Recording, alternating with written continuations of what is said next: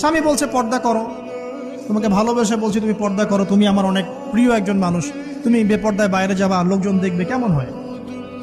ঠিক আছে, তোমাকে তো আমিই বিয়ে করেছি, তুমি আমার মানুষ, তোমাকে দেখবে কেন? প্রিয় মা ও বোনেরা, পর্দা ছাড়বেন না।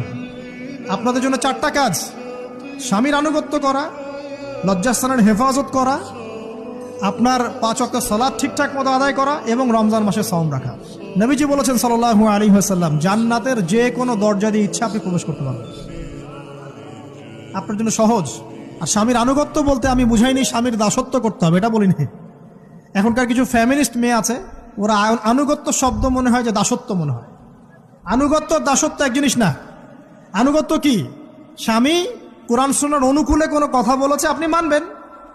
স্বামী বলছে পর্দা করো, তোমাকে ভালোবেসে বলছি তুমি পর্দা করো, তুমি আমার অনেক প্রিয় একজন মানুষ, তুমি বেপর্দায় বাইরে যাবা, লোকজন দেখবে, কেমন হয়?